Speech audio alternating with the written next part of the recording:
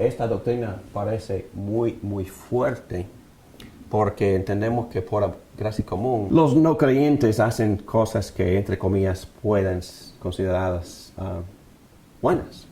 Ok, entonces, pero hay que definir lo que es una buena obra. Ante los ojos de Dios, bíblicamente hablando, ¿qué es una buena obra?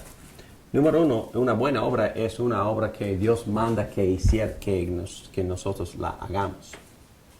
Y número dos, una buena obra es una obra que se hace para agradar a Dios, para glorificar a Dios. Y tres, una buena obra, porque es imposible agradar a Dios sin fe. Una buena obra es una obra que se hace dependiendo por fe en Jesucristo. Entonces es una obra que Dios define, es una obra que glorifica y que tiene la motivación del corazón, glorificar a Dios. Y también es una obra que se hace dependiendo por fe en Jesucristo. Para darles un ejemplo, podemos decir que Pablo Escobar hacía buenas obras porque les ayudaba mucho a los pobres. ¿Okay? Entonces, entre comillas, esos pobres consideraban lo que él les daba buena obra. ¿Okay? ¿Pero eran buenas obras? No eran buenas obras, porque fueron obras hechas totalmente fuera de la sociedad. Con sangre. Y con sangre. Pero mi punto es que esas obras no agradaban a la sociedad en general, porque esos mafiosos quedaban fuera de la sociedad y lo que ellos hacían todas sus obras, buenas y malas, separadas y más en conflicto, en enemistad. Es como el hombre que no quiere nada que ver con Dios y a veces expresa bondades o actos bondadosos a su vecino, pero oye a Dios y no tiene nada que ver con Dios, y Dios acepta como lo que ese hombre hace de vez en cuando con una buena obra. No buena obra, porque no se hace para glorificar a Dios, no se hace para con la motivación de corazón, no se hace porque es una obra que Dios explícitamente ha mandado, y tampoco no se hace dependiendo de Cristo Jesús, para que solo lo que Cristo, nuestro mediador, le ofrece al Padre se acepta por el Padre. Entonces no son buenas obras en ese sentido muy estricta. Y entonces esa persona no hace esa buena obra de un corazón que en verdad ama a Dios. Entonces no tengo que ir más allá de la ilustración de una pareja. Y un hombre puede decirle a un hombre infiel, le puede decir a su esposa, bueno, entonces y te doy mi cheque cada viernes.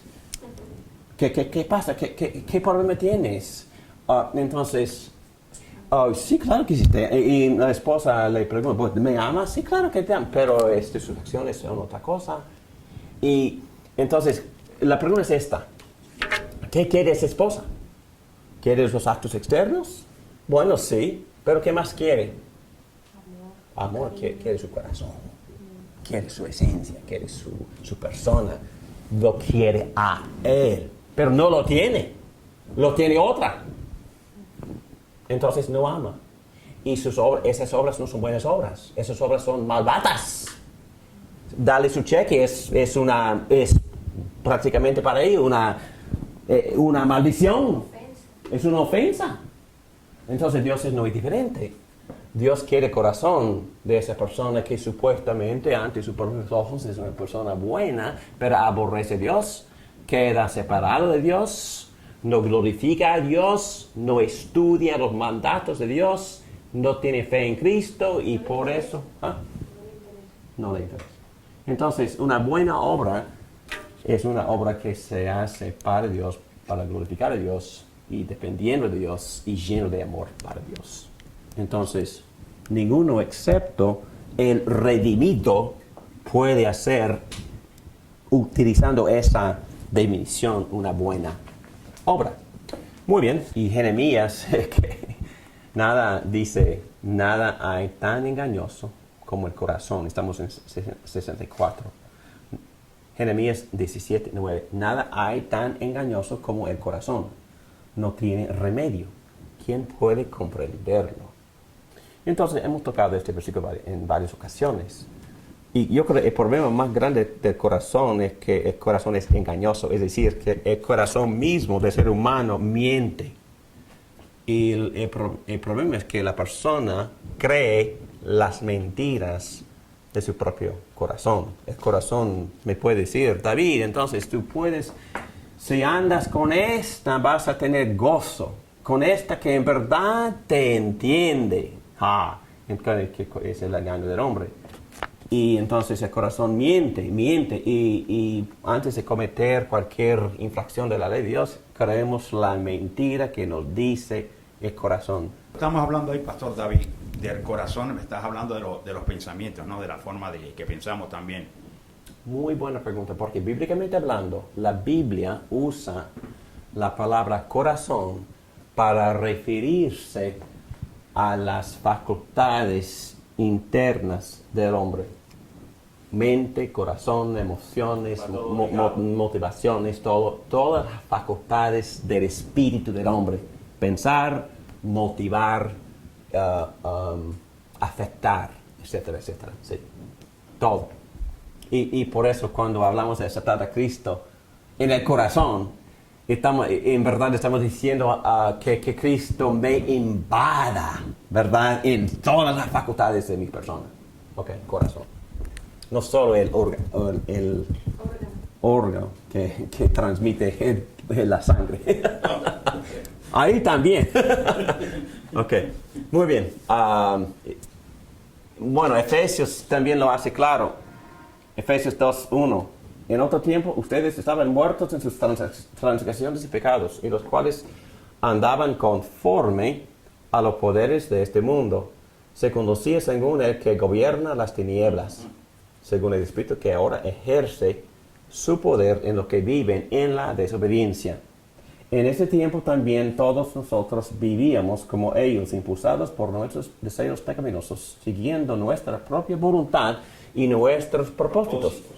Como los demás, éramos por naturaleza objetos de la ira de Dios. Entonces, para mí esto define con colores volando lo que Dios le había dicho a Adán, ¿verdad? Que dijo, el día de que de él comas, ciertamente morirás. Y este párrafo describe, define, expone lo que significaba Dios con esa palabra muerte. Muerte en cuanto a Dios mismo, muerte para Dios, separado de Dios. Todas sus propensidades e inclinaciones, pensamientos y motivaciones eran en contra de Dios. Y eso es la definición de la palabra muerte. En esta condición el hombre es moralmente incapaz de vivir una vida recta y justa.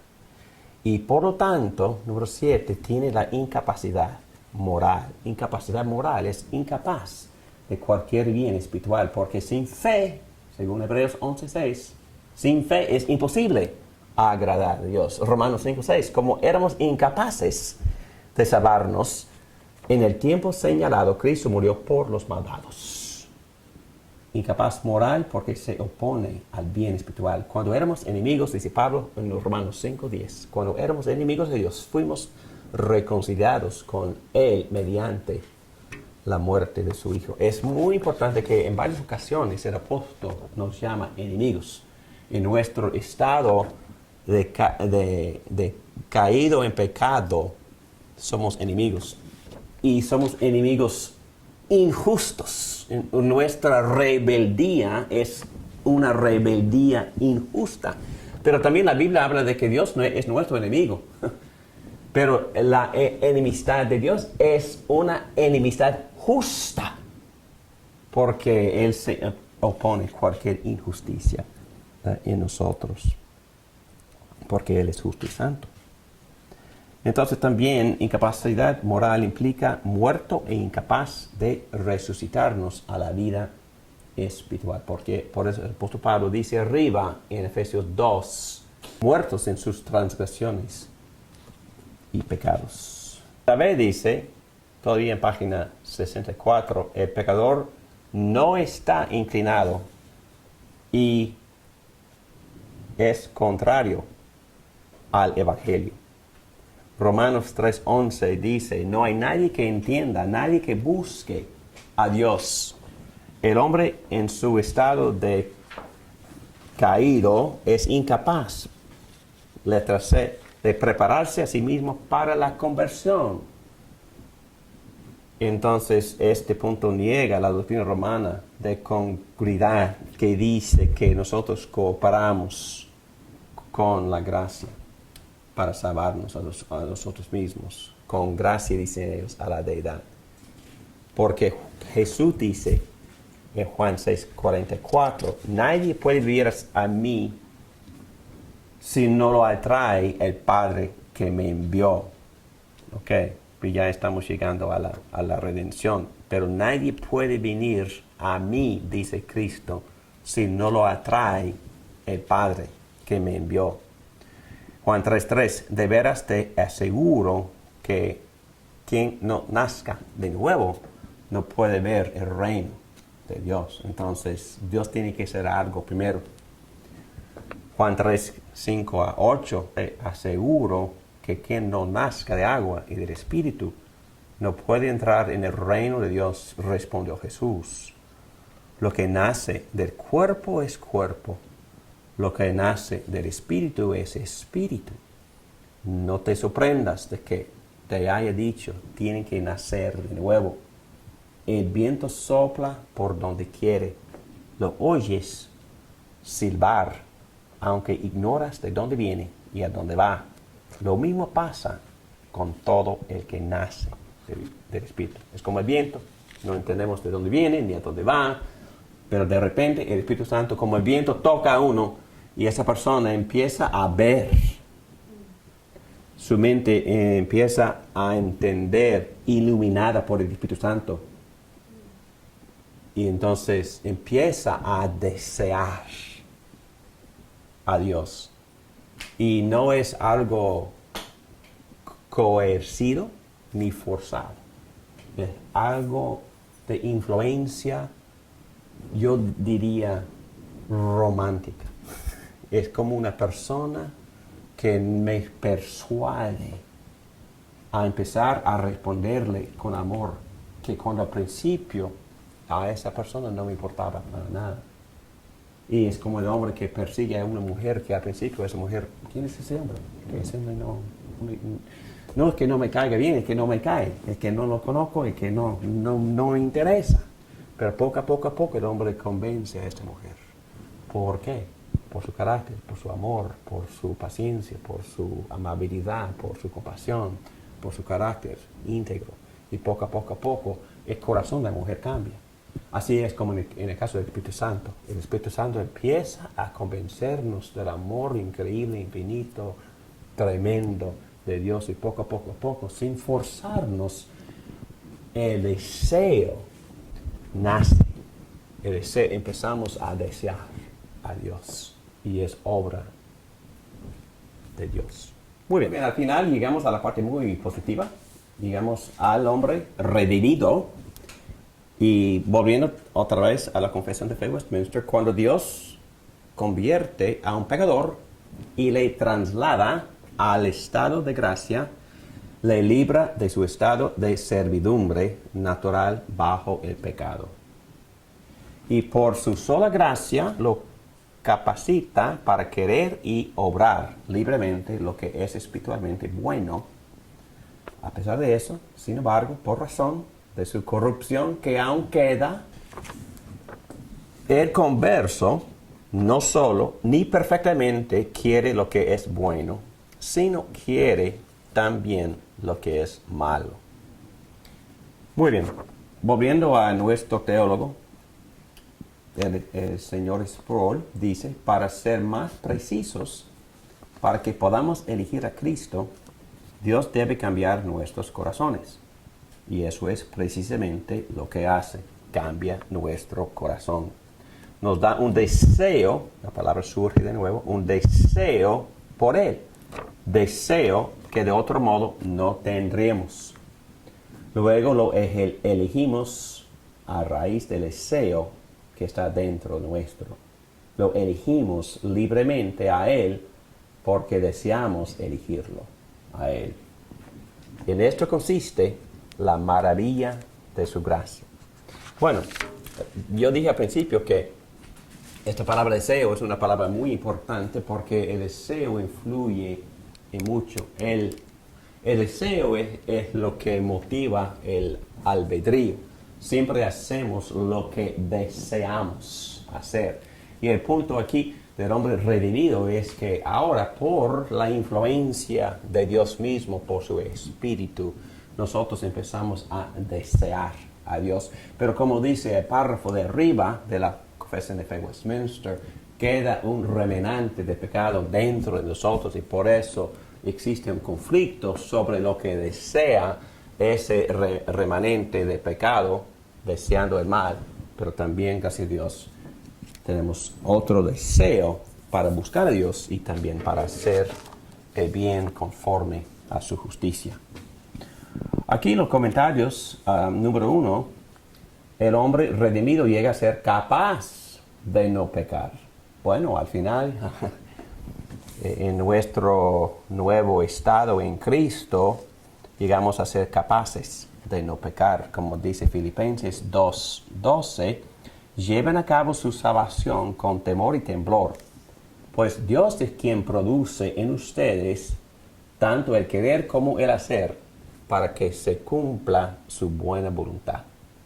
También, número 2, dice, mantiene la capacidad de pecar. Obviamente tenemos las dos capacidades. Como dice Juan en su primera carta, capítulo 1, versículo 8, si afirmamos que no tenemos pecado, nos engañamos a nosotros mismos y no tenemos la verdad. Si afirmamos que no hemos pecado, lo hacemos pasar por mentiroso y su palabra no habita en nosotros. Bueno, ese comentario es muy importante para la vida cristiana porque aún hoy en día hay personas que enseñan y estudiamos esto bajo las varias teorías de la santificación. Algunos piensan que uno podría llegar a la perfección en el sentido de que no peca intencionalmente. Pero no creo yo que eso sea la verdad. Es que sigue la lucha por el vestigio de la naturaleza pecaminosa que queda en nosotros. También deseamos pecar y pecamos.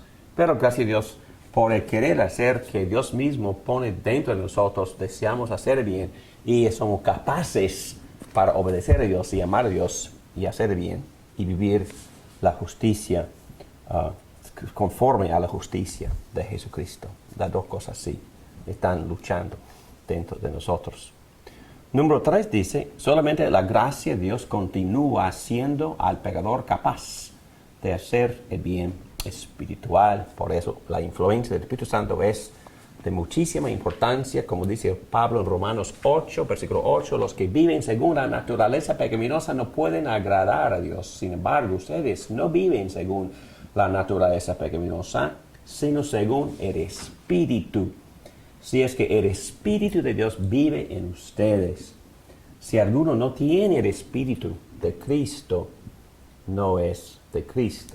Bueno, volviendo a lo más práctico, ¿qué dice este versículo para nosotros? Si vamos a poder vivir para Dios, cultivando ese deseo, este querer y la habilidad, el hacer, ¿cómo andamos según el Espíritu? Es una pregunta, clase. ¿Cómo andamos según el Espíritu para poder agradar a Dios? Dice Pablo que no es posible agradarlo de otra manera. ¿Cómo andamos según el Espíritu? Pero como en la vida diaria, cotidiana, ¿cómo ando yo según el Espíritu? Hoy mismo, saliendo de aquí, ¿qué hago? ¿Cómo me lleno con el Espíritu? A través de la oración. Ok. a través de su palabra, leyendo, Ok. Entonces, congregándome. exactamente. Entonces, para poder depender del Espíritu o andar Es su palabra aplicada. según el Espíritu, ser lleno del Espíritu, tengo que cultivar La palabra, ¿no? esta relación con el Espíritu. Sí, por medio de la palabra, por medio de la oración y también por medio de la comunión con otros. Pero hay que cultivarlo conscientemente, ¿ok? Eso es lo que implica andar por fe. ¿Fe en quién? Bueno, en Jesucristo, pero aquí está su Espíritu. Espíritu Santo, confío en ti, ayúdame, lléname. Dame los deseos tuyos. Dame la habilidad de obedecerte. Dame la habilidad. Lléname con amor para poder amar a esa persona que no me cae bien. Entonces, para poder andar según el Espíritu, hay que cultivar conscientemente la relación con el Espíritu, depender conscientemente del Espíritu y hasta pedirle, lléname por favor, lléname con el Espíritu Santo. Y obviamente lo que estamos aprendiendo a hacer es andar llenos con la palabra. Perdónme el ejemplo personal. Pero a veces tenemos dificultad en dormir. Entonces me pongo la cabeza en la almohada y la mente está corriendo. A veces no preocupada, pero corriendo y a veces muy preocupada. Y entonces he empezado a, no en voz alta, pero a recitar todos los versículos bíblicos que he memorizado. Y de repente, ¡pum!, dormido. Me caigo dormido. Pero también durante el día es importante hacer eso también, porque enfrentamos tentaciones, no solo en el mundo, pero también en el mismo pensamiento. Enfrentamos tentaciones en todos lados y tenemos que cultivar la presencia, pedirle, lléname, ayúdame, Espíritu Santo, pero también pensar en lo que hemos estudiado y memorizado de la palabra de Dios para poder andar según el Espíritu. Bueno, no es diferente a lo que Cristo enseñó en Juan 15. Dice, sin mí no podrán hacer nada. Entonces, pero si permanecen en mí y en mi palabra, podrán dar mucho fruto para la gloria de mi Padre. ¿Ok? Entonces, es una lección bastante difícil para aprender y memorizar y recordar, porque somos, bueno, yo confieso que nos gusta pensar que somos autosuficientes. Yo puedo, yo puedo. Pero no podemos. No podemos agradar a Dios sin que Dios obre en nosotros. Así es. Y Dios, obrando en nosotros, produce fruto. Y hacemos buenas obras. Y nosotros somos los que las hacemos, pero Dios las hace a través de nosotros. Y Dios queda agradecido y hasta premia las obras que Él mismo ha efectuado a través de nosotros. Qué tremendo y bondadoso es Dios. Muy bien, aquí tenemos hasta número 4. Dios da a los hombres salvos el deseo de hacer lo correcto. Sin embargo, la naturaleza pecaminosa aún causa una lucha, y Raúl ya hizo referencia a esta lucha. Como Pablo dice con claridad en Romanos y también en Gálatas 5, dice lo mismo, pero así que descubro esta ley, que cuando quiero hacer el bien, me acompaña el mal. Porque en lo íntimo de mi ser me deleito en la ley de Dios, pero me doy cuenta de que en los miembros de mi cuerpo hay otra ley, otro principio, porque esta palabra ley, que en griego es nomos, también tiene hasta 5 definiciones, pero en este caso, cuando Pablo dice ley, está hablando de un principio que todavía vive en mí, otra ley que es la ley del pecado, el principio del pecado. Esta ley lucha contra la ley de mi mente y me tiene cautivo. Soy un pobre y miserable. ¿Quién me librará de este cuerpo mortal? Gracias a Dios por medio de Jesucristo nuestro Señor. Entonces, el hombre redimido, en resumen, tiene deseo y tiene la habilidad. Tiene el deseo de no pecar y tiene la habilidad de no pecar. Tiene la habilidad de agradarle, de obedecerle, de amar a Dios, pero también existe dentro de él otro deseo. Entonces existe una lucha, pero por lo menos tiene la habilidad de no pecar. Eso se parece a Adán. Exactamente. Pero vamos a ir más allá a Adán en puntos 4. Y glorificado, el hombre glorificado. La voluntad del hombre es hecha perfecta e inmutablemente libre para hacer tan solo lo que es bueno, únicamente en el estado de la gloria. Bueno, hay muchos textos y quisiera hacer algunos comentarios, pero aquí dice Pablo, Romanos 8, la creación misma ha de ser liberada de la corrupción, liberada, que la esclaviza, para así alcanzar la gloriosa libertad de los hijos de Dios. Y eso se interpreta por decir que pierde su habilidad de pecar. El albedrío está completamente libre, está puesto en libertad y desea solamente el bien. Como dice Juan en su primera carta, capítulo 13, versículo 2, queridos hermanos, ahora somos hijos de Dios, pero todavía no se ha manifestado lo que habremos de ser. Sabemos, sin embargo, que cuando Cristo venga, seremos semejantes a Él, porque lo veremos tal como Él es. Hablando del estado de glorificación. Pierde su habilidad de elegir el mal. Apocalipsis 22:11 dice, deja que el malo siga haciendo el mal y que el vil siga envileciéndose. Deja que el justo siga practicando la justicia y que el santo siga santificándose. Bueno, todavía inmutable, porque vamos a estar creciendo para siempre. Vamos a estar educándonos para siempre. Estoy casi seguro que habrán clases de cita en el cielo. Vamos a seguir estudiando y aprendiendo y enseñando. Y porque nunca seremos infinitos, nunca vamos a llegar al conocimiento completo de Dios. Número 4, el hombre llega a ser absolutamente perfecto e incapaz de pecar, según la intención que tuvo Dios para el hombre después de la aprobación. Hebreos 12:23, se han acercado a Dios, el juez de todos, a los espíritus de los justos que han llegado a la perfección. Bueno, mi amigo mentor me dijo que este estado de la glorificación es posible porque Dios ejerce un cuidado, una protección, nos guarda, nos protege para toda la eternidad, para que no caigamos, para que el ser humano no caiga, ni los ángeles, para que no caigan de nuevo en el pecado. Será bueno y glorioso el estado glorificado.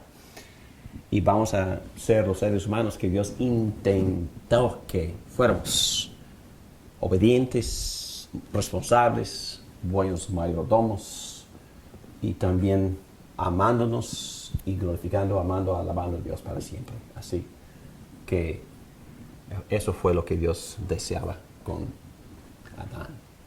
Bueno, para dar resumen, este retrato en página 67, inocencia,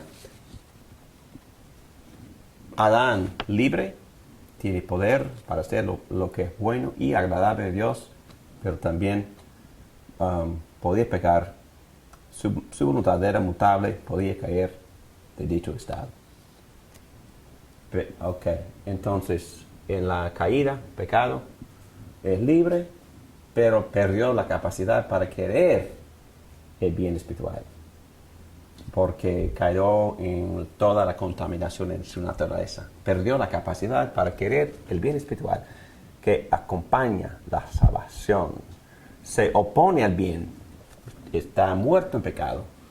Le es imposible no pecar, porque aún sus buenas obras supuestas, buenas obras, son contaminadas. No puede por su propia fuerza convertirse a sí mismo o prepararse para la conversión. Dios obviamente tiene que obrar, el hombre tiene que nacer de nuevo por acción del Espíritu Santo.